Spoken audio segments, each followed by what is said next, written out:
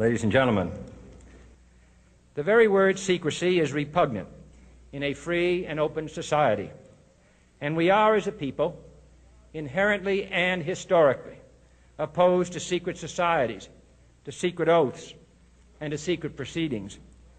We decided long ago that the dangers of excessive and unwarranted concealment of pertinent facts far outweighed the dangers which are cited to justify it.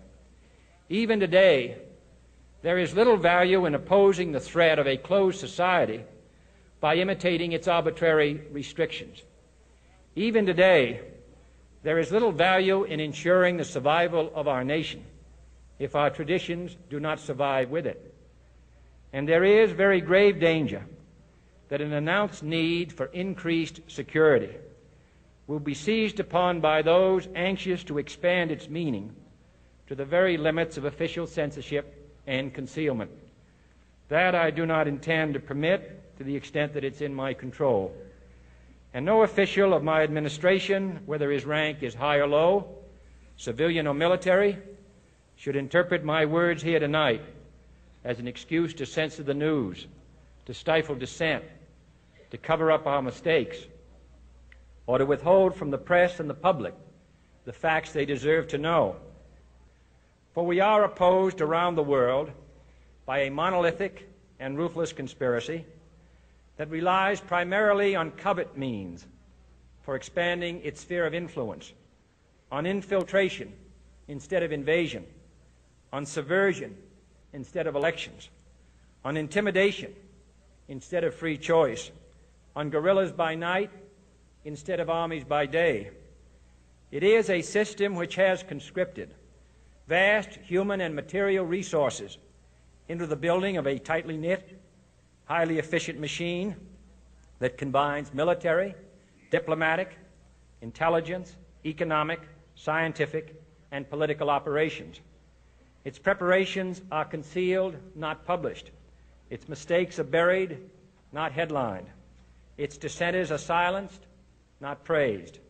No expenditure is questioned, no rumor is printed, no secret is revealed. No president should fear public scrutiny of his program, for from that scrutiny comes understanding, and from that understanding comes support or opposition, and both are necessary. I am not asking your newspapers to support an administration, but I am asking your help in the tremendous task of informing and alerting the American people. For I have complete confidence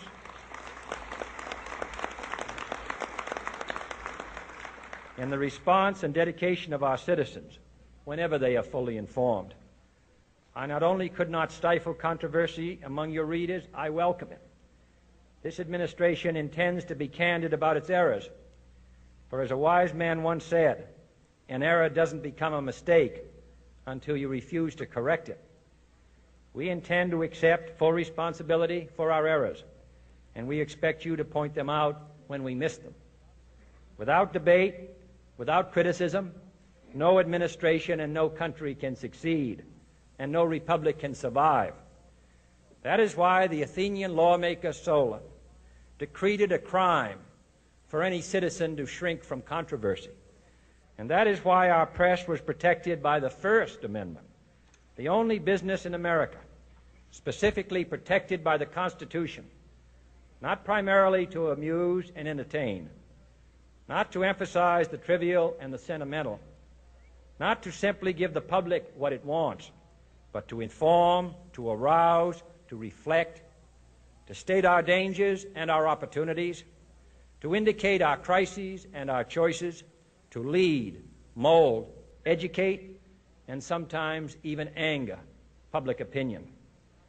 This means greater coverage and analysis of international news, for it is no longer far away and foreign, but close at hand and local.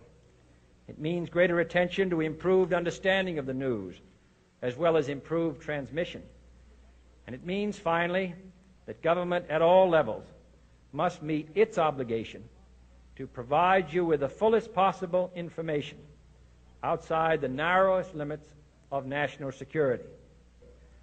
And so it is to the printing press, to the recorder of man's deeds, the keeper of his conscience, the courier of his news, that we look for strength and assistance, confident that with your help, man will be what he was born to be, free and independent.